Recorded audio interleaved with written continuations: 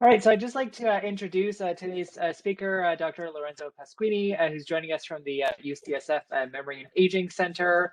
I'm just from the little bio that you sent. You define yourself as a computational, affective, and clinical neuroscientist, which is definitely perfect for this. And I think your perspective will really help enrich some of the discussions that we've been having. Dr. Pasquini's background is he has a degree in neuroscience and public health from the Ludwig Maximilian University of Munich. He then obtained a PhD from the Technical University of Munich, where he worked with Dr. Christian Sorg. And he is now a postdoctoral fellow at the UCSF Memory and Aging Center with Dr. Virginia Sturm and William Seeley. And his work spans a lot of different areas, really with respect to social and emotional well-being. And I think we'll hear today about the breadth of the techniques that you use in your work, whether that's fMRI, that's also histology and some of the data that you've looked at, and also some multi-channel autonomic recordings with different populations, including healthy older adults and patients with neurodegenerative diseases.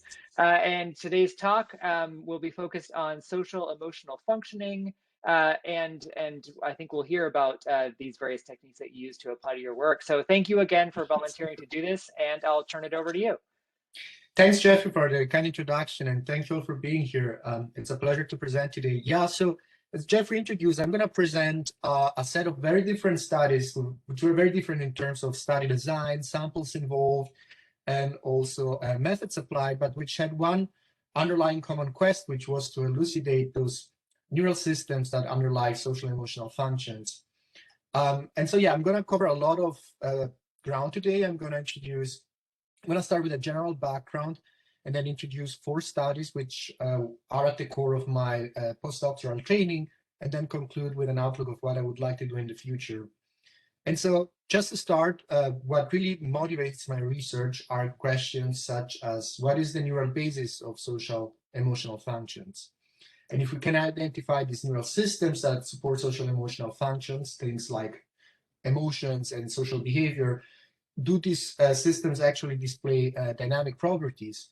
And if the systems are dynamic, can we actually modulate these neural systems that support social emotional functions through tailored interventions? And finally, also, can we derive from these neural systems signatures of activity that can help us differentiate among distinct emotions, whether positive or negative, or social behaviors? And so to answer these questions, I tried to incorporate 3 different fields. My strategy is to integrate perspectives coming from affective, clinical, and systems neuroscience, and apply this knowledge to neuroimaging data and health and clinical populations to try to pinpoint these neural systems that support human emotions and social behavior. And one way of combining affective systems in clinical neuroscience is actually by studying neurodegenerative disorders.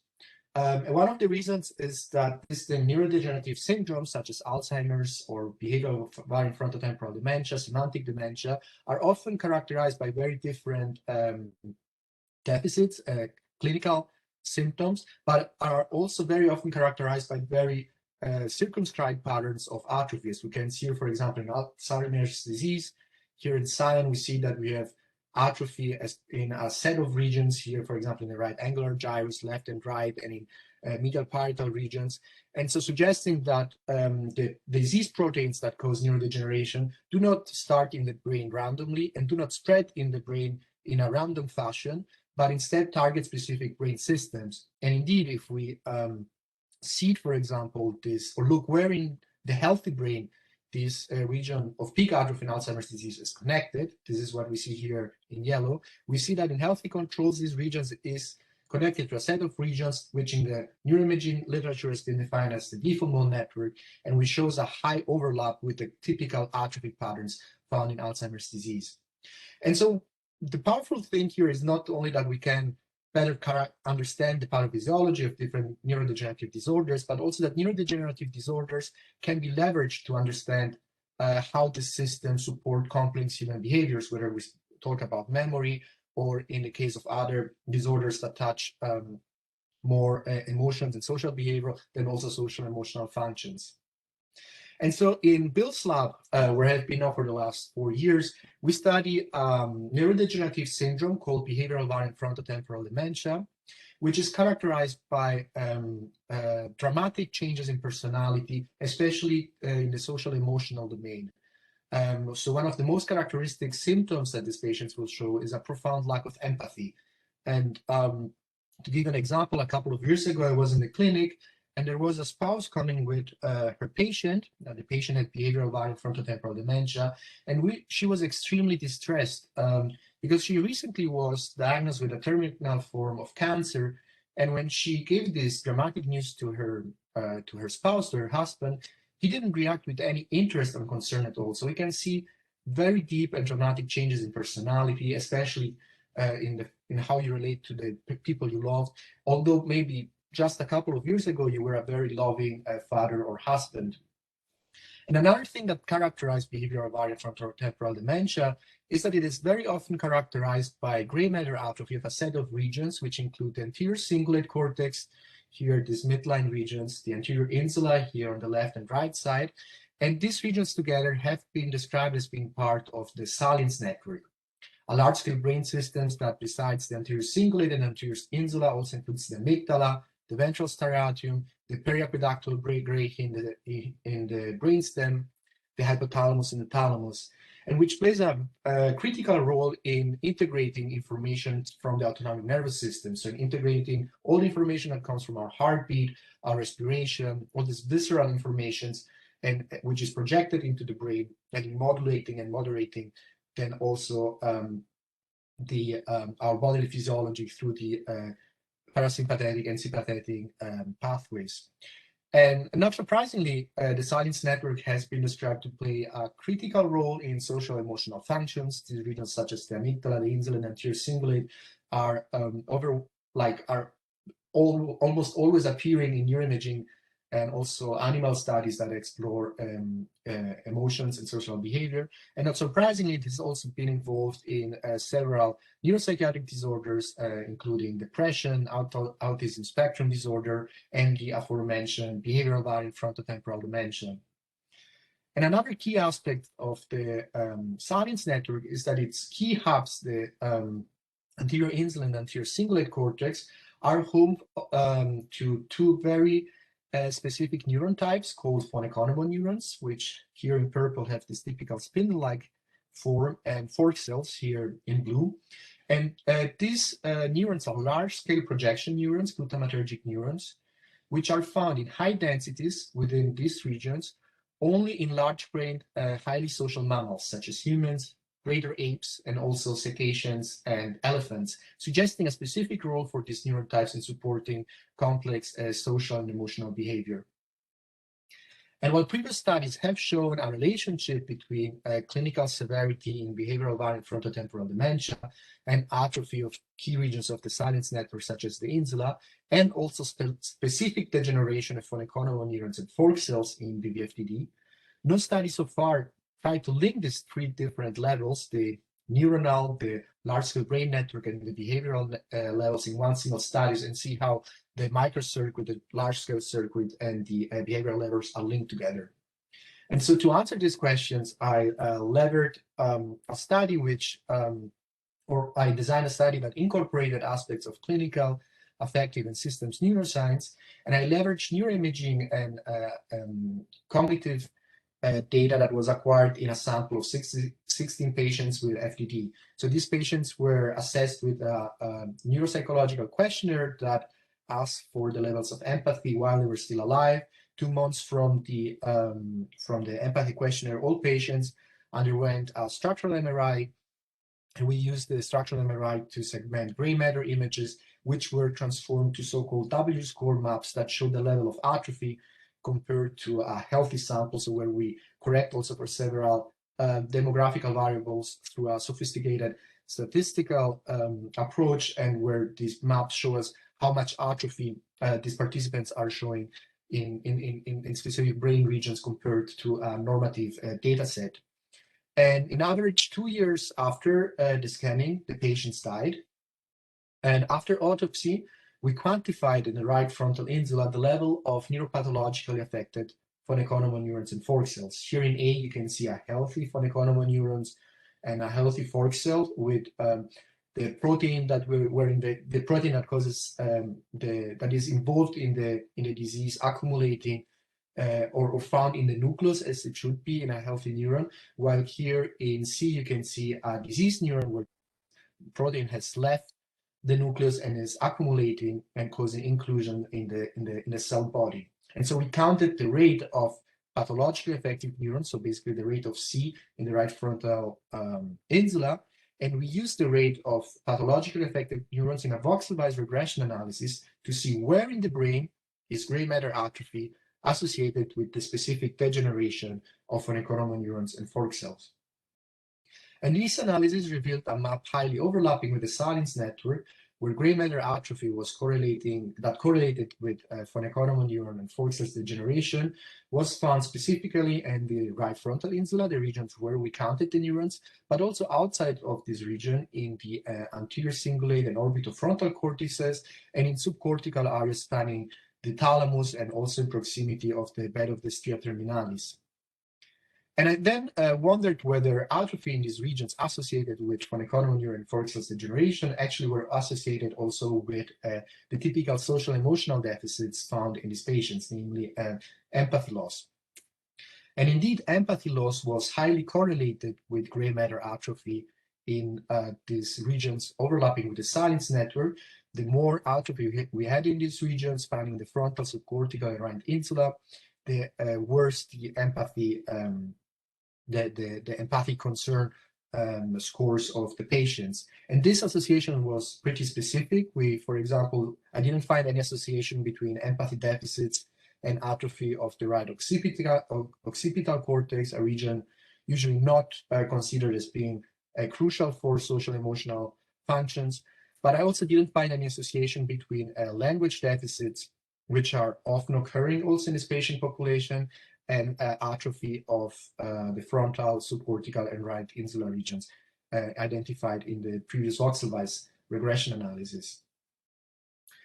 And so in the last piece of the study, while previous studies have shown that there is an association between clinical severity and phonoeconomal neurons and fork cells generation, we know from systems neuroscience that it's not single neurons that support complex behavior, but that these neurons need to be embedded within large-scale brain system to facilitate the emergence of emotion, of complex behavior such as emotions and social behavior. And so my idea here was that the relationship between phonoeconomal neurons degeneration and empathy deficits found in this patient population might be mediated through specific atrophy of the Salience network.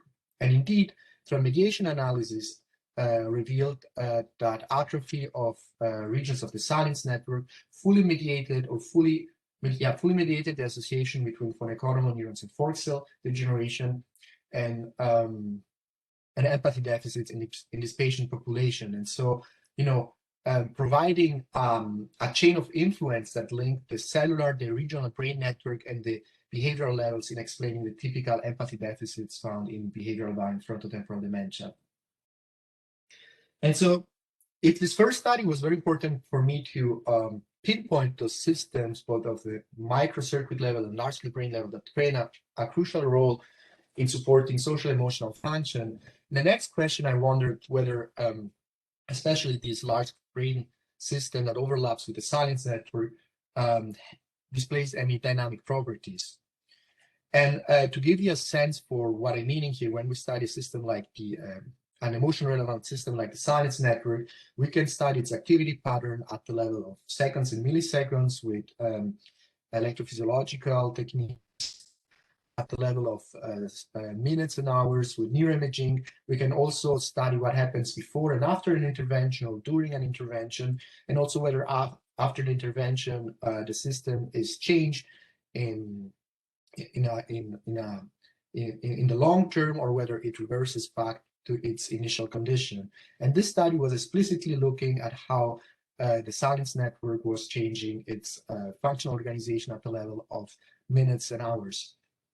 And one very powerful way to study a brain system such as the Salience network is through intrinsic functional connectivity. So through resting state fMRI, where we put a participant in a scanner for about 10 minutes and with the instruction of not doing anything special, like to mind wander basically, and where we measure the coherent fluctuations in the Bolt signal below 0.1 hertz.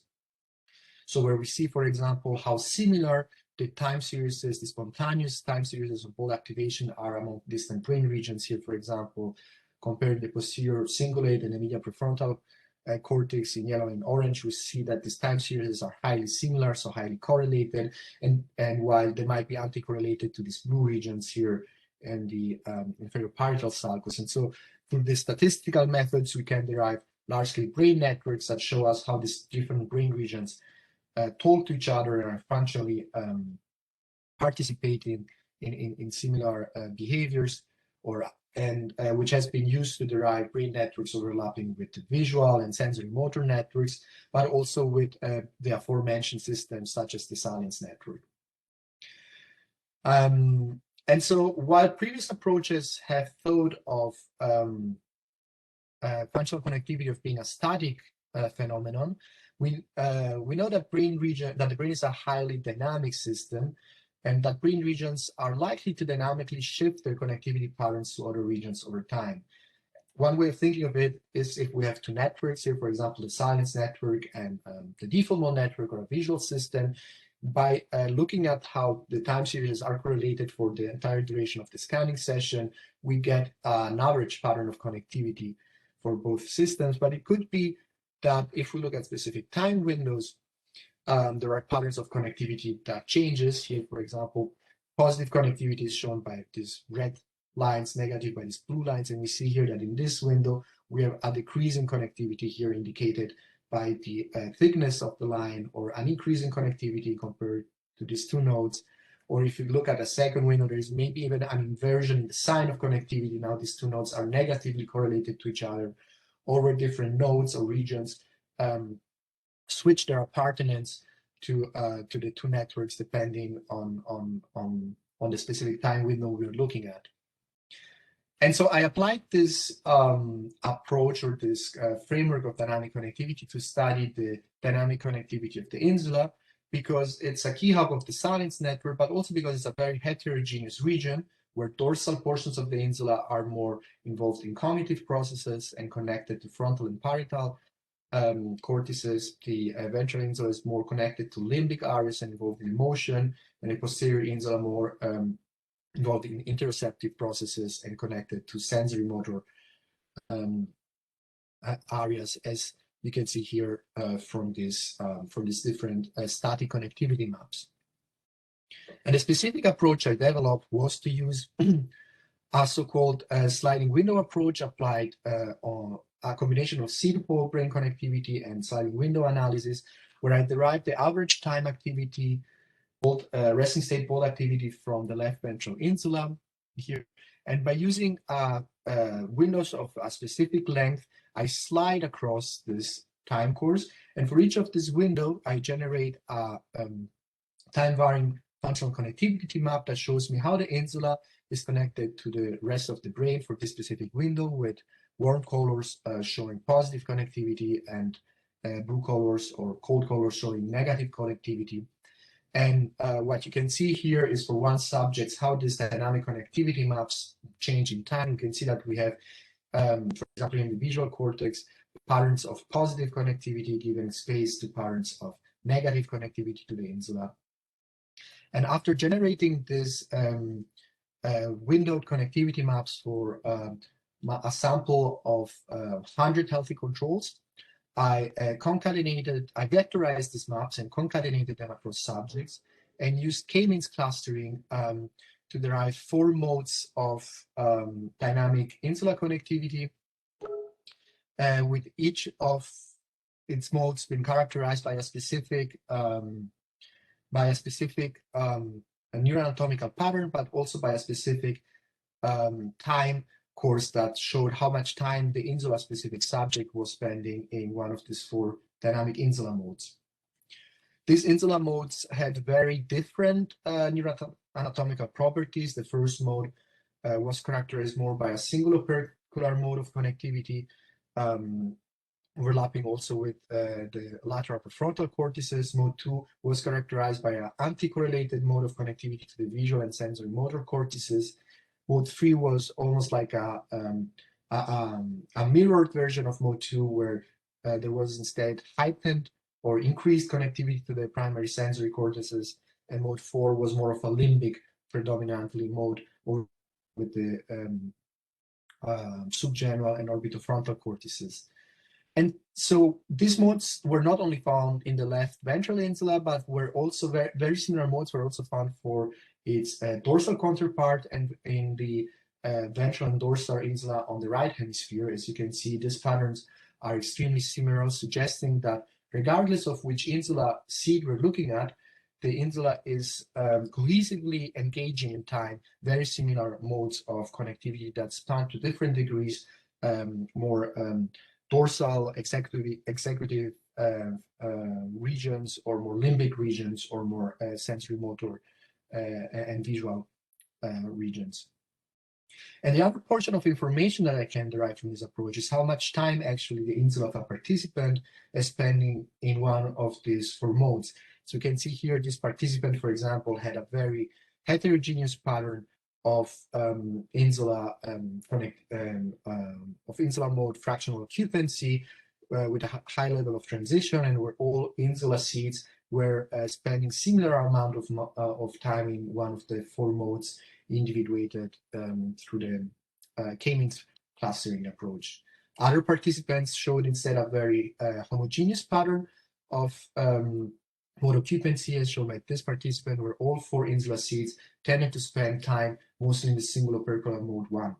And so these findings motivated my question to analyze whether there were some aspects of time-varying insula connectivity that could reflect some trait characteristics and that were maybe conserved in time.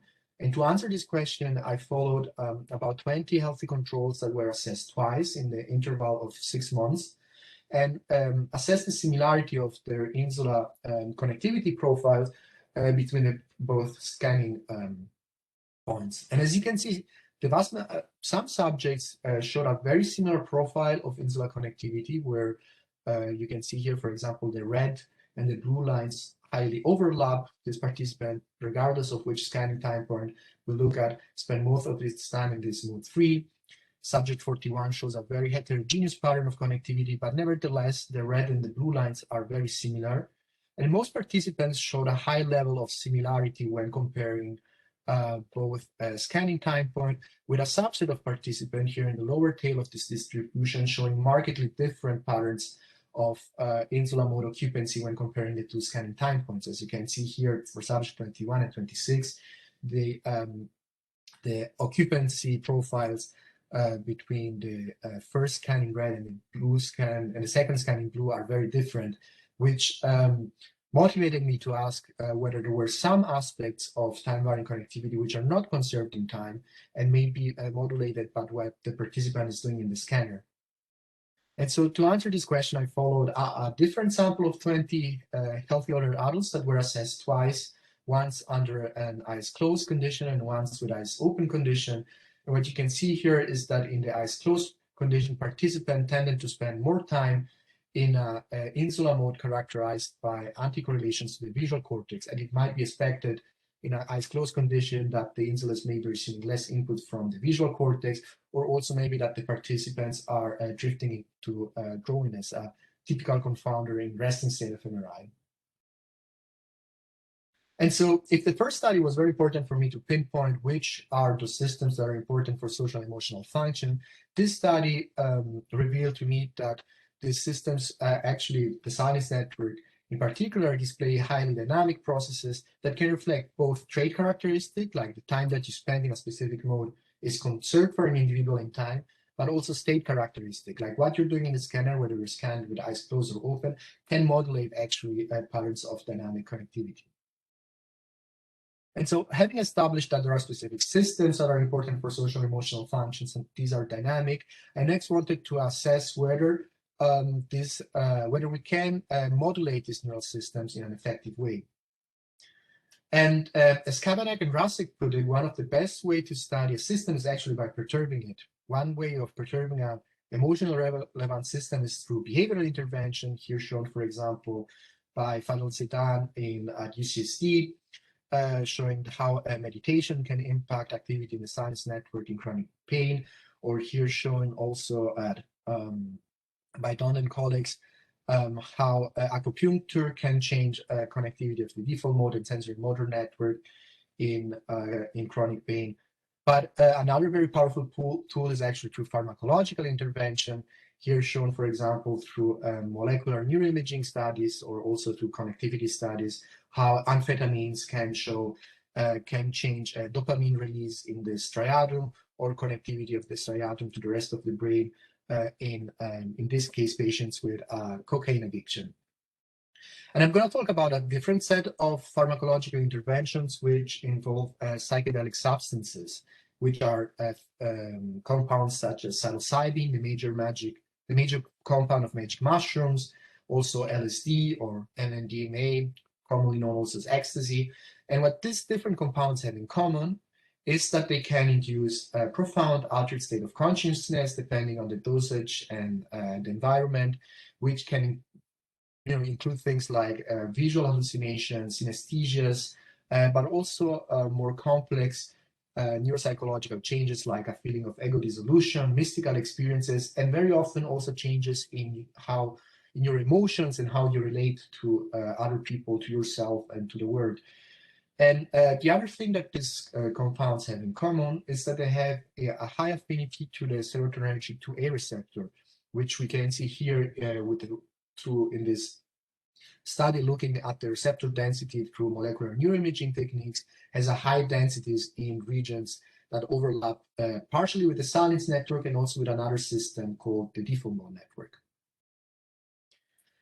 And psychedelic substances have in recent years experienced a high revival, among other reasons because they have been shown by many studies at Imperial College, at Johns Hopkins, in Zurich, and also in Brazil, to have sustained and rapid effects in improving affective symptoms in mood disorders.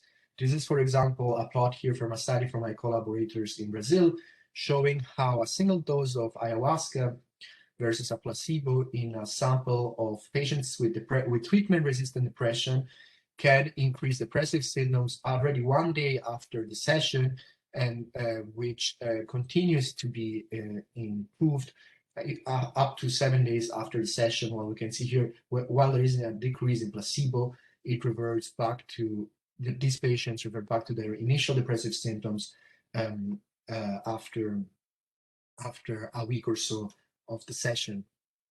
And ayahuasca in particular is a traditional psychedelic brew used since time immemorial by the indigenous people of the Amazonas, which has two major ingredients. On the one side, DMT, which is the compound that shows high affinity to the serotonergic receptor, which is derived from the Psychogea viridis leaves, and the others are alkaloids, which are derived from the Banisteriopsis capuine, and which act as monoamine oxidase inhibitors and allow so DMT to pass from the guts to the brain and to trigger the psychedelic experience.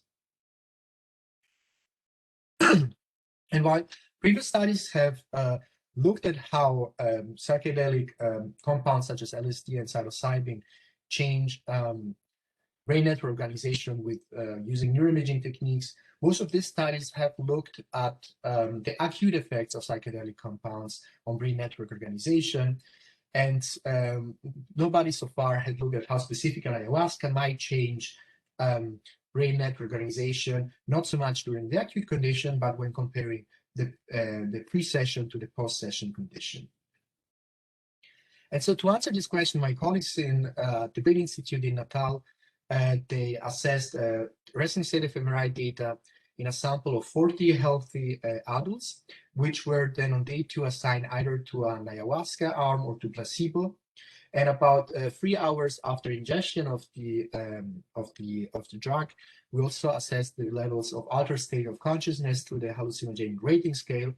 And on day 3, all participants underwent again a resting state fMRI session.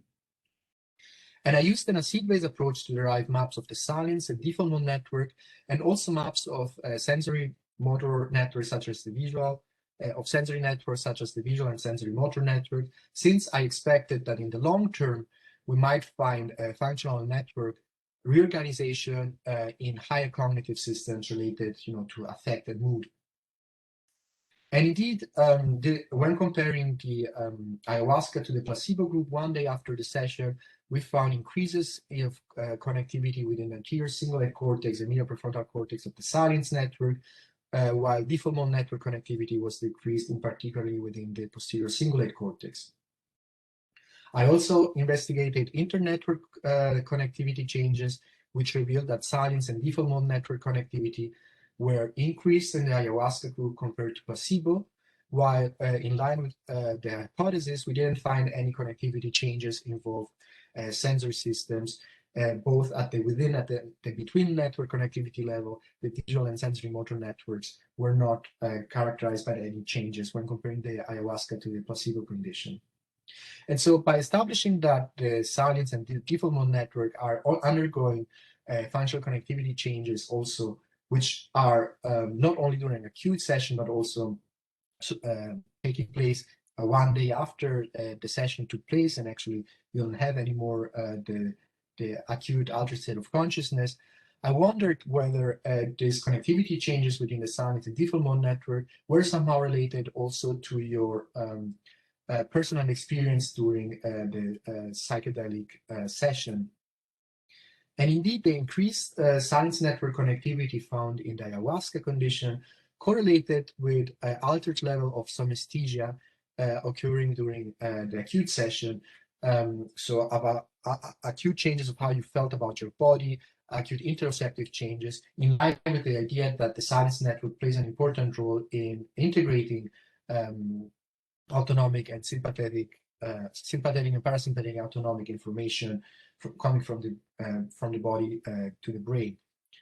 And this analysis also revealed that increased Salience to default mode connectivity was correlated with altered levels of affect, in line with previous studies which have highlighted the role of both the Salience and default mode network in supporting emotions and mood in both clinical and healthy populations.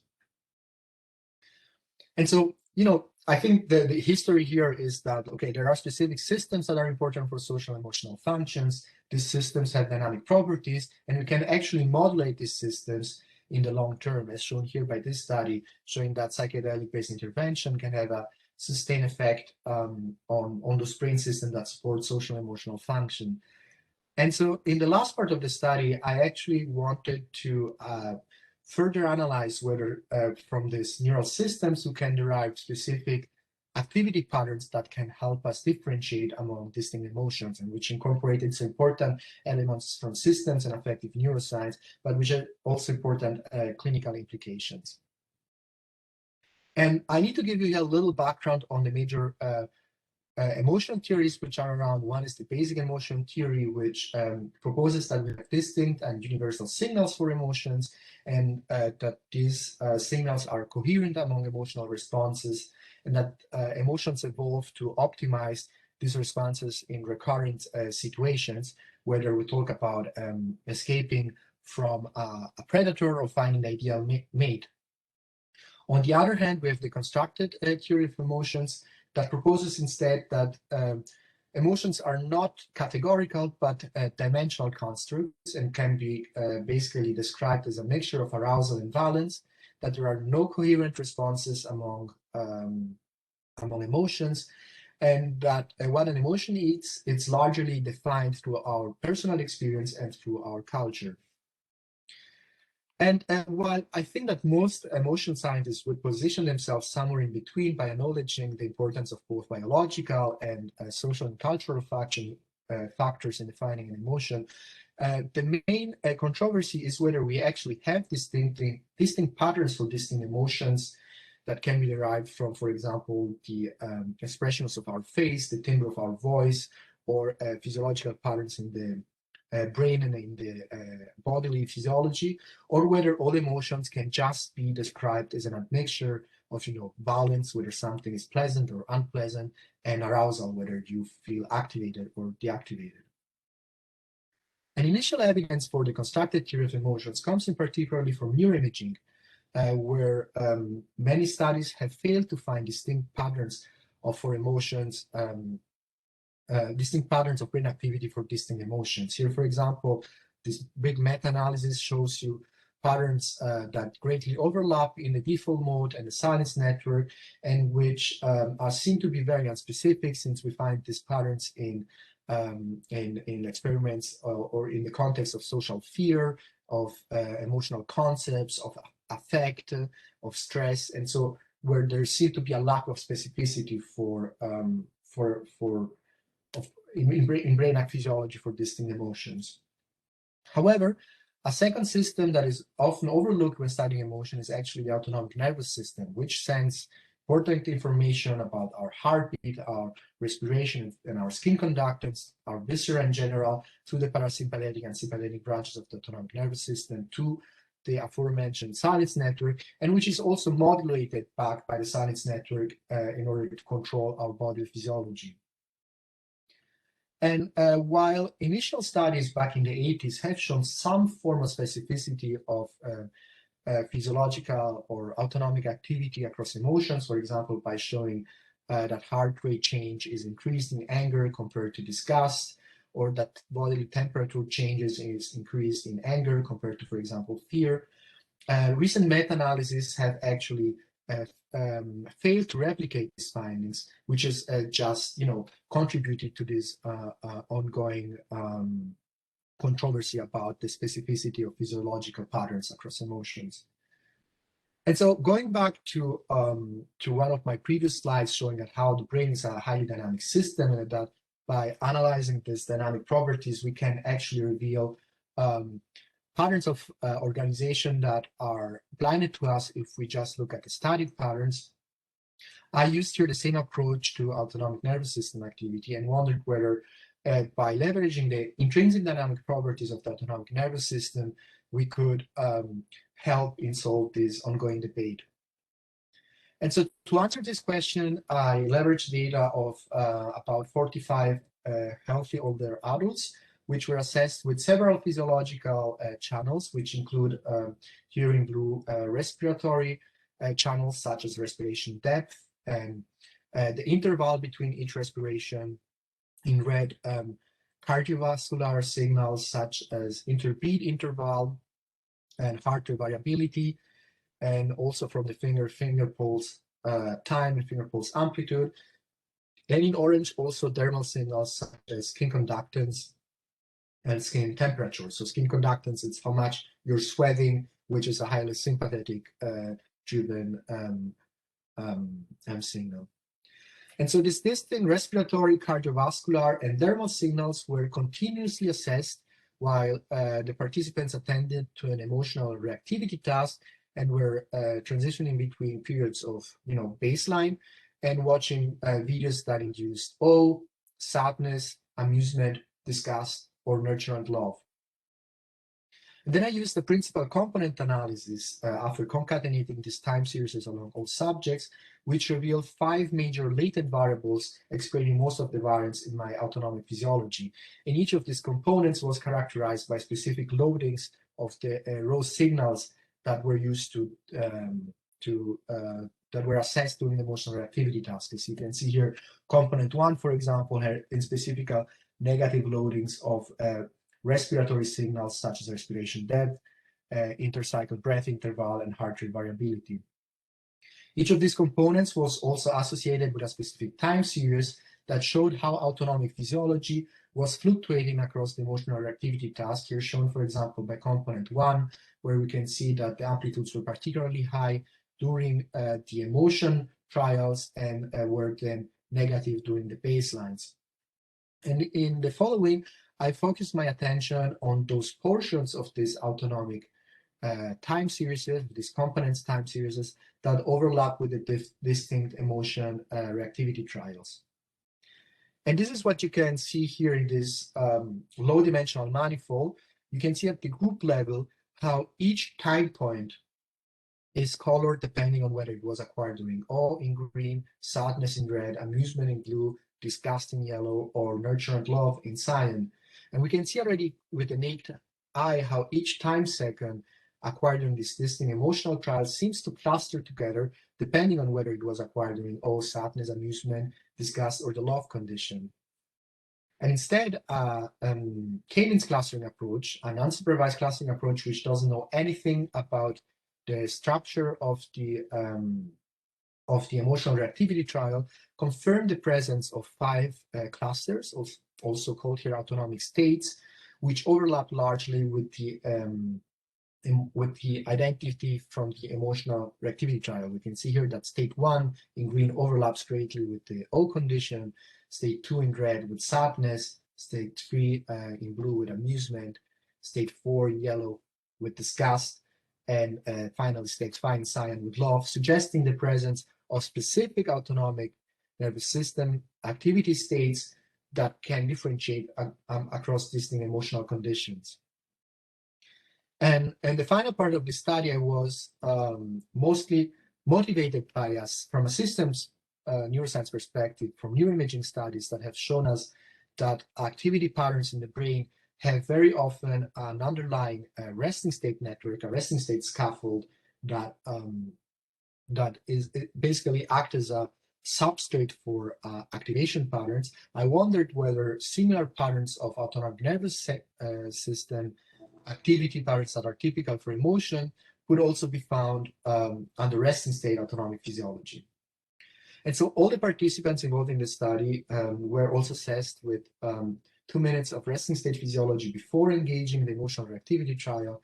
And here you can see the trajectory of a specific participant where the circles in white show time points that were very different from the autonomic patterns found in the emotional trial, but there were nevertheless specific time points where the pattern of activity was very similar to the centroids identified in the emotional reactivity trial and could be, as such, be classified as belonging to state 1, 2, 3, 4, or 5, which were specific for the awe, sadness, amusement, disgust, and nurture and love conditions.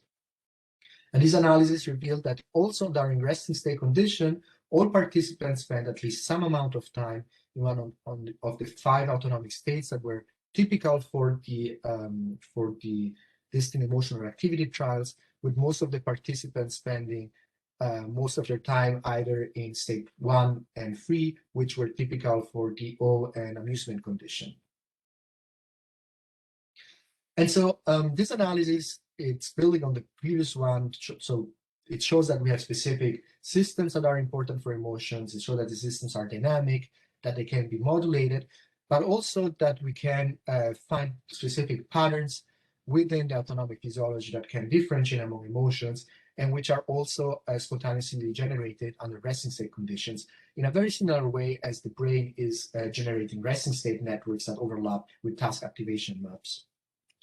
And so just very briefly, for what I would like to do in the next is to keep combining these fields of affective, clinical, and systems neuroscience, and in particular to try to understand how specific brain networks and autonomic nervous system continuously interact and dynamically communicate to shape social emotional well-beings, whether we think about the generation of different emotions or tracking a specific emotion such as sadness in neuropsychiatric disorders, but also how to find mechanistic processes that account for social emotional dysfunctions among neurodegenerative and psychiatric disorders, and better understand also how social determinants such as neighborhood, deprivation, or poverty might influence this continuous communication between the brain and the body, and as a consequence, social emotional functions, with eventually the final aim to modulate this brain-body interaction through specific behavioral or pharmacological intervention tailored to improve social emotional well-being.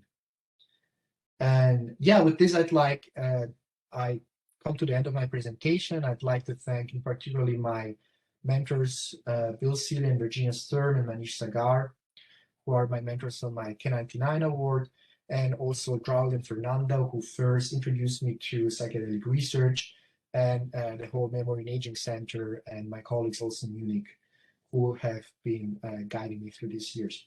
And I'm happy to answer any question.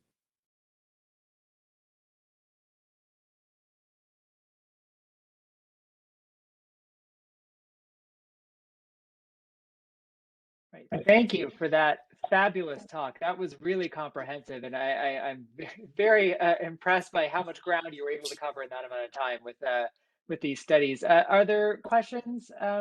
If you can feel free to type in the chat, or there's few enough here that if you'd like to unmute yourself and ask a question, please do so. Jeffrey, I'm not sure. Hi. Oh, sorry. Hi, sorry, Jeffrey. It's Ash here. I was just, thank you for the wonderful talk, Lorenzo. I was just wondering, how did you come to choose the emotional tasks? What was your, your criteria? Thank you. Oh, my criteria for what? For choosing the emotional tasks? Oh, for the videos. Yeah, so we piloted a set of YouTube videos which are publicly available within the CAN lab actually here at UCSF.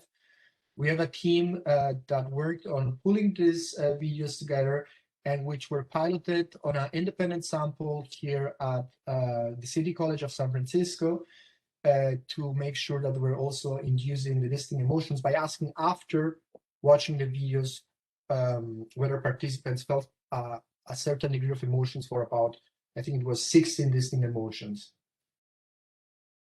Okay, great, thanks. And just to follow up, did you use the PANAS? No, these are videos.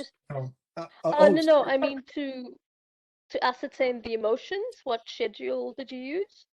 Or so, questionnaire? what you're asking whether we assessed any neuropsychological questionnaires?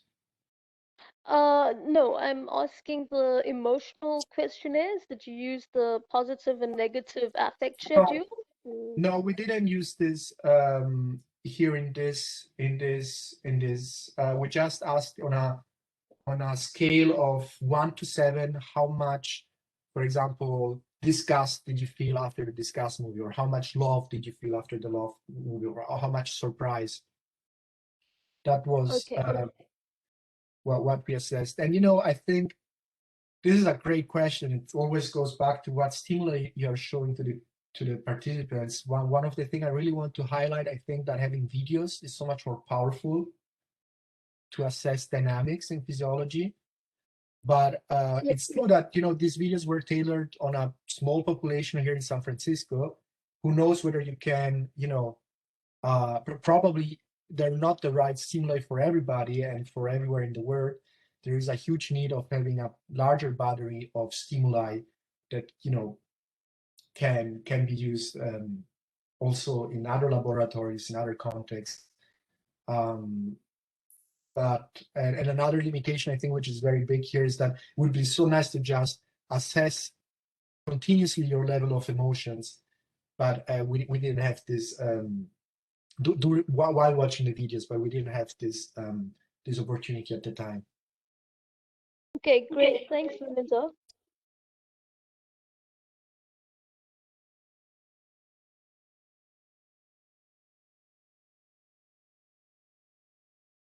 And I'd just like to ask a follow-up question as well, which is sort of do you have a sense of the kind of range of emotional experiences that are in those videos as well, whether they're sort of more kind of stereotypical instances of anger, or, because it looked like things really clustered tightly together, but I think one of them, amusement, was a bit more sort of scattered, and I'm curious whether you had a sense of sort of what those videos contributed to that kind of effect. Yeah, especially for more than amusement, one of the one that was, the funny thing was that the pattern of O and state 1 overlapped almost to 100%, amusement and state free were about 80% or so. Where there was some admixture was, funny enough, between disgust and love. Like some, like the state 5, which overlaps a lot with love, was also found during the disgust love. I don't have the confusion matrix here that really shows this pretty clearly. At the level of the self-report, it's the positive emotions that very often get reported at the same time. For example, for the nurture and love condition, which showed some baby jumping around and being super cute, a lot of people also reported high levels of amusement. Nevertheless, these two patterns here, although it seems here from the low dimensional space, they seem to overlap. They didn't overlap a lot when looking at the actual confusion matrix. So they were pretty separable. Maybe also one of the things I like highlight here, it's not just a thing about positive and negative emotion. You can see, for example, that disgust and sadness are down here, and love and amusement, which are positive, are up here. But O, for example, which is a positive emotion, was on the lower side of this manifold. So it's not just about violence and arousal, but there seem to be some patterns that are more discrete than only dimensional. And I'm curious too, did you measure individual differences in that study with respect to sort of granularity of emotion or emotional intelligence, that kind of thing? Or do you think that would play into this? Yeah, I think we have measures of emotional granularity. I didn't analyze this so far. It's a good point that I could have a look at this. It's really interesting. But no, we haven't looked at this. It's actually a good point. It would be very interesting to see whether there is a relationship between emotional granularity and how much time you spend in specific states. Great, thanks. Are there other questions out there?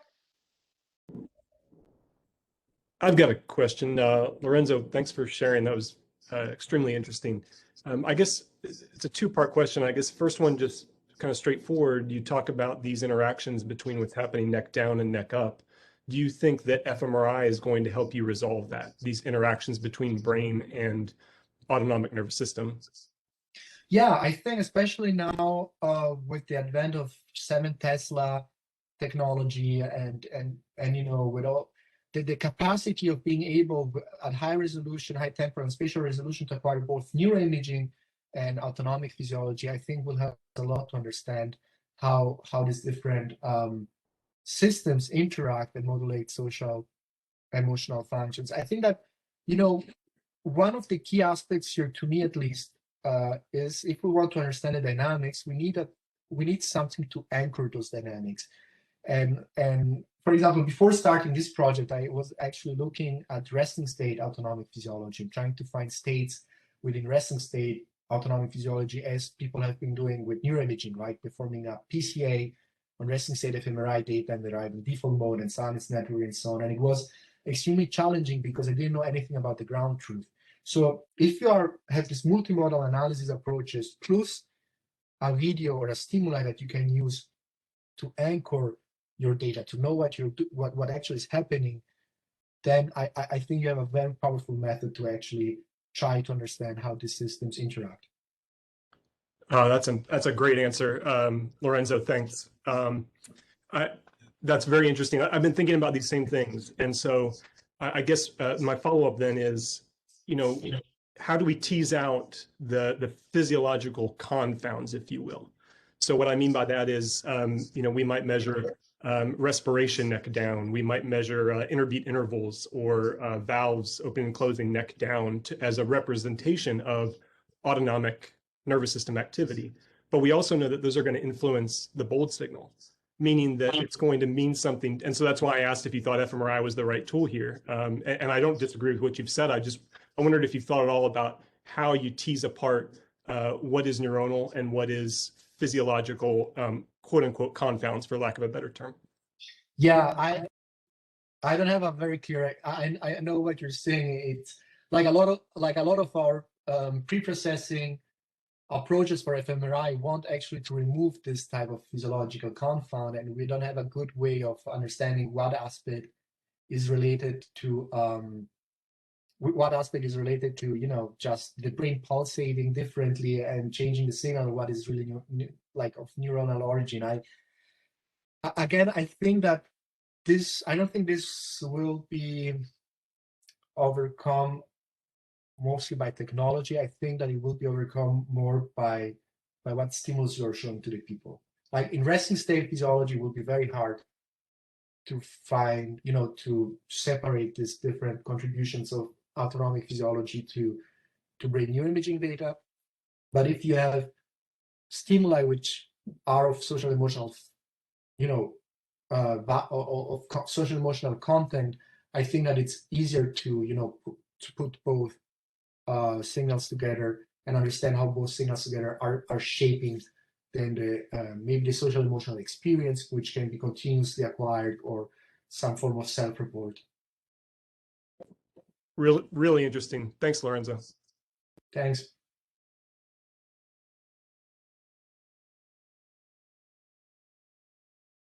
And so it looks like we're at 3 o'clock. So I do want to thank everyone for joining us. And if you have to leave, thank you so much for being here. And are you free, Lorenzo, to stay for a few minutes if people have questions? Sure. And also we can use the Slack too, if people have questions that they'd like to post on there, if you're willing to check those out.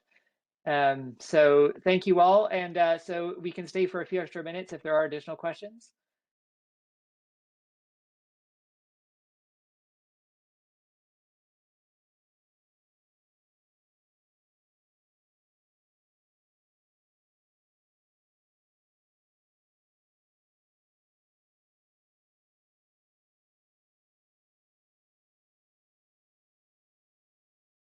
I've got a follow-up question. Hey, Lorenzo, I want to introduce myself. I'm over in the Department of Kinesiology at UNC Greensboro.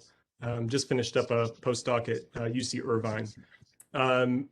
So I'm curious, I don't know much about frontotemporal dementia, kind of that area, but I'm in kinesiology, and we know that physical activity and exercise specifically can improve autonomic function. I wondered if there's any evidence of exercise or physical activity being a potential behavioral intervention for the populations you work with. Yeah, that's a great question. Unfortunately, I don't know.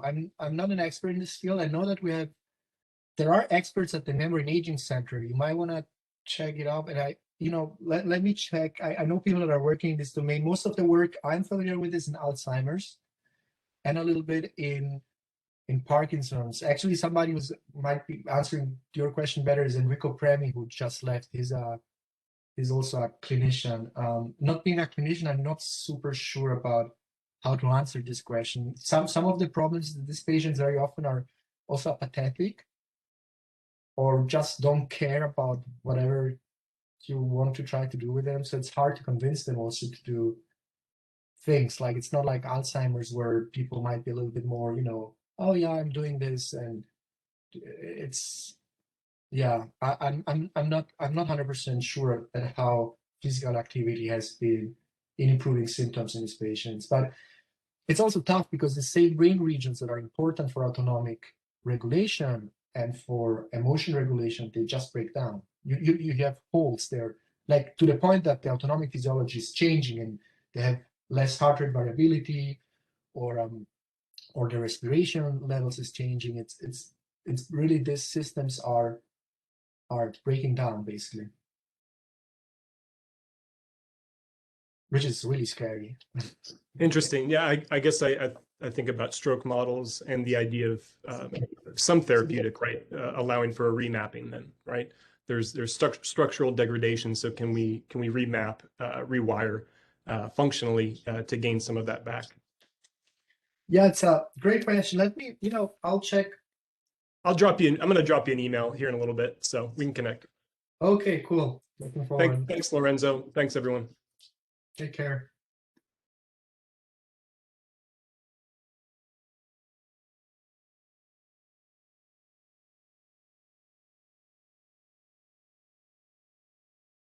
Any other questions out there?